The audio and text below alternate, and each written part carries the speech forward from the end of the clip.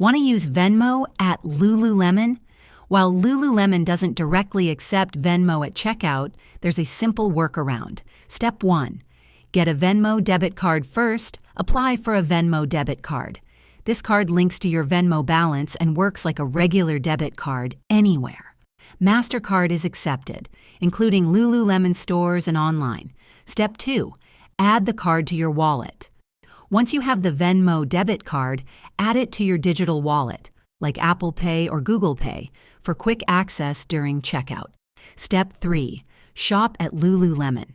Whether you're shopping in-store or online, select the Venmo debit card as your payment method at checkout.